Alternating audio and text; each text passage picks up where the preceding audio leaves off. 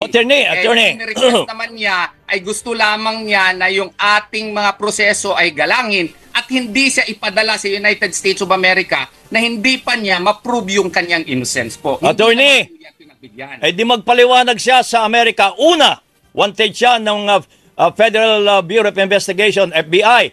Pangalawa, meron no siyang sexual abuse, human trafficking dito sa ating bansa. Pangatlo, kung talagang siya ay son of God, bakit hindi sa sumulpot at ipagtanggol ang kanyang sarili at humingi siya ng blessings mula sa God na siya ay pakawalan at siya ay mawalan ng mawala lahat ng kanyang kaso. Di ba, Attorney? Son of God siya? Naniniwala ba kayong son of God siya? Sir, ako po ay isang Muslim. Ay, wala. Abogado ang pinag-uusapan natin. Akin pong ginagalang ang faith po ng ibang tao. Hindi po ako nagdadrop sa ganoon pong level. Yun po ang kanilang... Hindi ho level yun. Tinatanong ko kayo. Ko po yan. Siya ay son of God.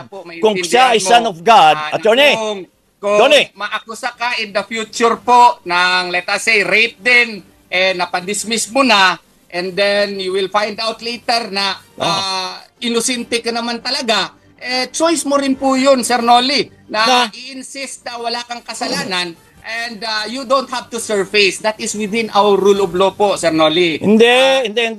Kung talagang siya po, marami siyang mga taga-subaybay, marami siyang tumutulong sa kanya. So patunayan niyang wala siyang kasalanan, sumulpot siya. At yung sinasabing bunker na pinagtataguan niya, lumabas na siya doon, parang daga siyang lalabas, at siya naman ay may pagkakataon para ipagtanggol ang sarili niya, at marami siyang abogado, kasama na ho kayo kahit kayo ay isang Muslim. Sir, he will certainly, he already said that he will do that. But kailan? He requested lang. Kailan? Sa ating presidente, na magpalabas ng written declaration. Mahina naman itong kaso, sir. Ang ayaw lang talaga niya na baka ipadala siya doon sa United States of America na hindi pa niya na-clear yung pangalan niya dito. Kailangan niya i-clear ang pangalan niya dito. Na-dismiss na nga itong kaso na ito And it is within his right to really question the finding of probable cause. Ginawa nga ito nila Senator Lacson. Ito na naman hindi niya pwedeng gawin ito. Pauli-uli na lang sinasabi niyo. Attorney, sorry, Attorney. Attorney. Yes po. Huwag ho kayong tuloy-tuloy magsalita dahil hindi ako makapag-question sa inyo. Paulit-ulit ang sinasabi yung mga lakson na yan. Ang sinasabi ho namin, hindi makikialam ang Pangulo dyan, wanted siya sa Amerika, sa FBI, bahala na ang FBI niya. Pero tinatanong ko, yung pag-usapan natin yung ngayon, meron siyang sexual abuse, meron siyang human trafficking, nagtatago pa siya doon sa kanilang compound. Bakit hindi siya lumabas, palabasin ninyo, at ipagtanggol ninyo ang kaso niya? Kung talagang wala siyang kasalanan, ay wala, ma-absuelto siya. Pero habang siya ay nagtatago po, paano niya ipagtatanggol ang sarili niya? Paano kami maniniwala na wala siyang kasalanan? Paano po? Paano? Sasabihan kita. Ano? Kung yung motion for reconsideration po namin sa Department of Justice ay i-rule, maski pa i-deny yun, pwede po kaming aakyat sa Court of Appeals at mag-file ng petition for certiorari. At kung i-grant yung petition for certiorari po, Sir Nolly, edi wala ng kaso. Yun. Yan po, part yun ng choice niya. Tuliao versus Miranda po yan.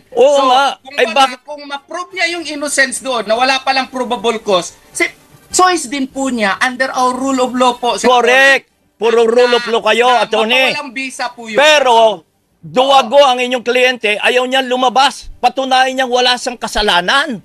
Yun ang malinaw ho dyan.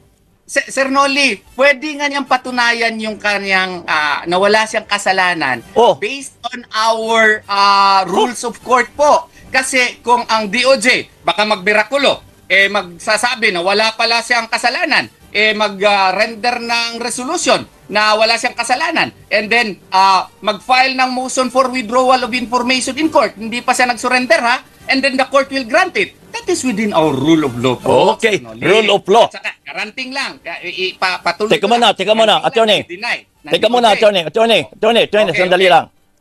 Patunayan niyo ang wala siyang kasalanan sa pamagitan ng pagsulpot niya.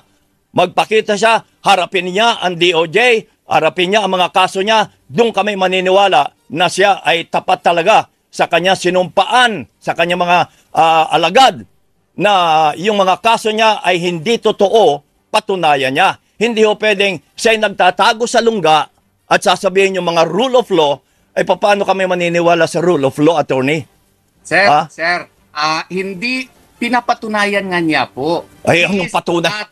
He is actually, through our pleadings po, he is insisting on his innocence po doon sa motion for reconsideration.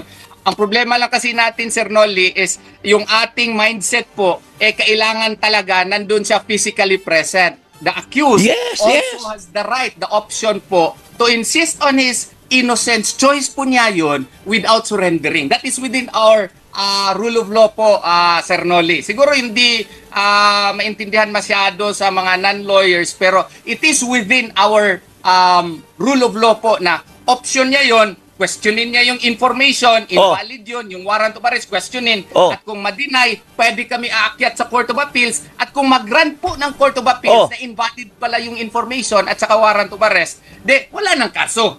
So, choice din yan ng akusado. Patunayan ninyo, palabasin niya sa salungga at saka kayo mag-file.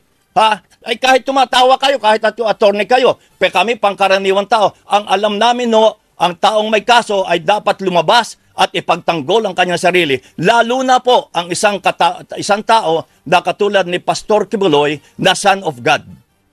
Yan po ang view po ninyo, sir. Opo, yan ang view ko. Pero mali po yan na Hindi ako mali. Hindi ako mali. Meron pong alternatibo po ang akasado, Sir Nolly. Hindi kung talagang wala siyang kasalanan, patunayan niyang wala siyang kasalanan at kami maniniwala kapag siya lumabas na at yung proseso ng batas, doon pa lamang kami maniniwala na wala siyang kasalanan, attorney. Remember, attorney ho kayo. Lahat ng attorney talaga ay pagtatanggol ang kahit pa kriminal ang isang tao, pinagtatanggol ninyo, di ba? I'm not talking of Kibuloy, pero kayo mga attorney, ganyan ang asal ninyo. Pinagtatanggol niyo kahit kriminal. Kriminal si Pastor. Hindi ko sinasabing si Pastor nga. Makinig ho kayo. Hindi ko sinasabing si Pastor. Sabi ko, may mga abogado na kahit kriminal, pinagtatanggol nila. I'm not talking of Kibuloy. Malinaw yun Sumasabat ho kayo kasi kayo kaya hindi nyo marinig. Okay, attorney, hindi tayo matatapos dahil pinipilit nyo yung gusto nyo, pinipilit ko rin ang gusto ko. Pero abangan natin kung ano magiging resulta. Ganito na lang, Sir Nolly. Ganito na lang po. We have agreed to disagree. Pero, okay.